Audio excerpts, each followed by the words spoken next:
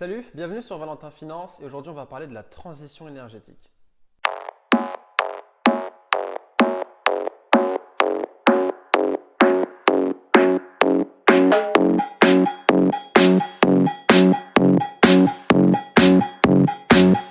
Um, Alors vous l'aurez compris, étant donné que c'est une chaîne de finance, on va évoquer la transition énergétique mais de manière financière. Puisque vous, en tant qu'investisseur, vous voulez savoir où placer votre argent et entre guillemets placer votre argent sur les chevaux gagnants. Alors, ce qu'il faut savoir, c'est que c'est obligatoire cette transition énergétique. L'humanité n'a pas le choix de la faire. Donc, ce n'est pas de savoir s'il va y avoir une transition énergétique, mais de savoir comment elle va être faite.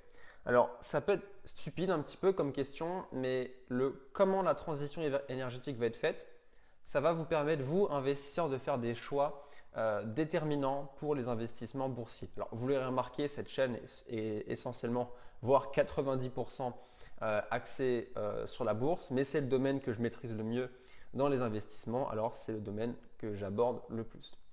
Alors, pour ce qui est de la transition énergétique, il faut regarder les énergies qu'on utilise de nos jours. Alors, il y a énormément d'énergies polluantes, comme le charbon, le pétrole, le gaz naturel, etc.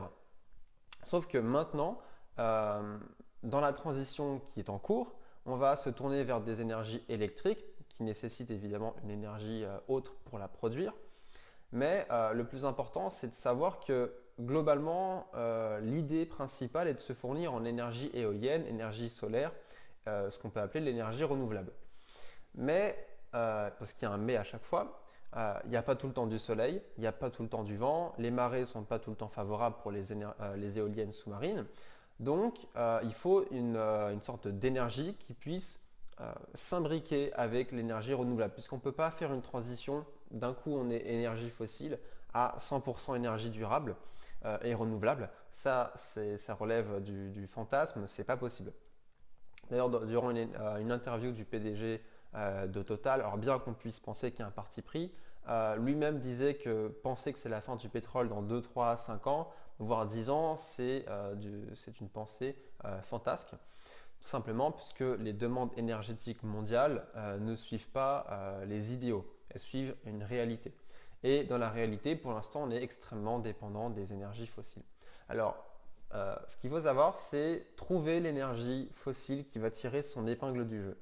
Alors, on s'attend à une baisse du pétrole entre 2020 à 2040, ça c'est une certitude. L'énergie, en tout cas pétrolière, va diminuer. Bien que le pétrole sera toujours nécessaire, on a besoin de faire décoller des fusées. Les fusées électriques, voilà, c'est pas ça. On a besoin aussi du pétrole pour la pétrochimie, les médicaments. Énormément de médicaments sont fabriqués avec la pétrochimie et beaucoup d'ustensiles, par exemple à l'hôpital, nécessitent la pétrochimie. Alors, quelle énergie va être mise en avant? Ça, c'est quelque chose que je regarde essentiellement dans les bilans des assemblées générales des entreprises dans lesquelles j'investis. Je veux savoir si une entreprise met l'accent sur le GNL. Alors le GNL, qu'est-ce que c'est? C'est le gaz naturel liquéfié. Alors pourquoi le GNL? Tout simplement, c'est entre guillemets l'énergie fossile la moins polluante.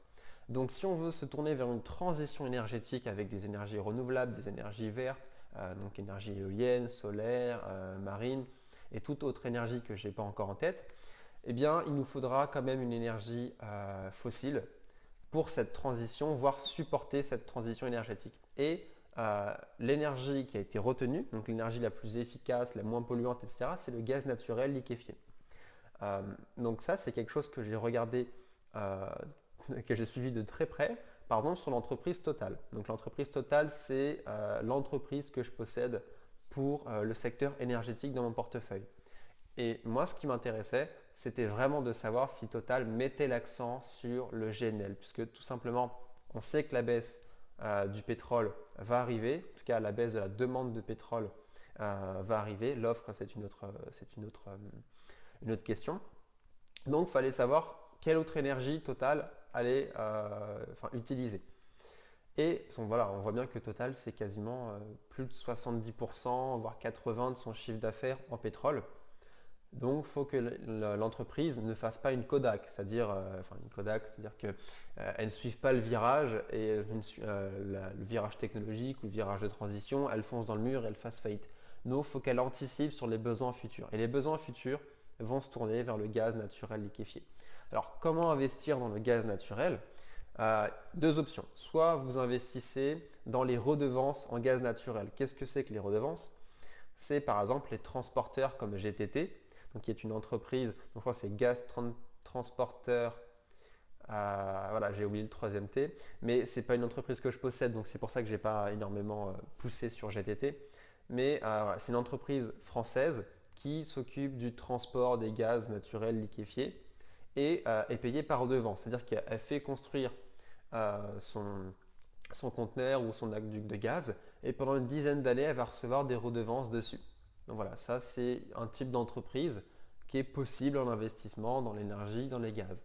Après, vous avez les entreprises énergétiques, donc comme vous avez EDF, Total, Engie, etc., qui sont des entreprises énergétiques. Il faut regarder si ces entreprises investissent ou non dans le gaz naturel liquéfié. Donc voilà, c'était une petite vidéo pour parler un petit peu de la transition énergétique, mais sur le plan économique, ce que vous pouvez faire en tant qu'investisseur. Faire attention à ne pas louper les virages, anticiper l'avenir, mais sans trop spéculer. C'est-à-dire rester factuel, vous dire voilà, on aura besoin de gaz naturel pour le futur. Est-ce que la société dans laquelle j'investis pour le long terme est en train de le faire? Oui ou non? Et en fonction de votre réponse, vous prenez une décision. Donc voilà, j'espère que cette vidéo vous a plu. N'hésitez pas à vous abonner, à la liker, à la partager et surtout, portez-vous bien.